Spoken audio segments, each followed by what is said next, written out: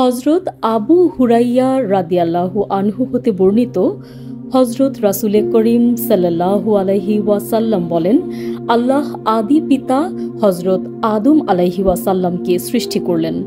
তার দৈর্ঘ্য ছিল ৬০ গজ।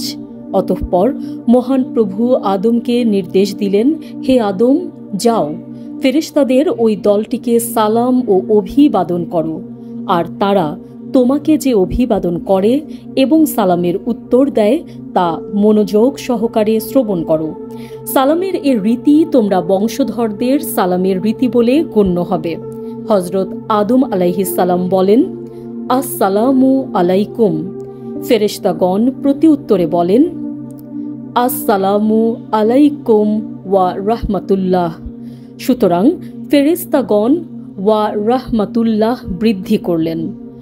আকর্ষণীয় বিষয় হল যে ব্যক্তির জন্য জান্নাতের ফয়সালা হবে, সে হজরত আদম আলাইহিস সালামের মতো অবয়ব বিশিষ্ট হয়ে জান্নাতে প্রবেশ করবেন, অর্থাৎ তার মতোই ৬০ গজ দৈর্ঘ্য হবেন।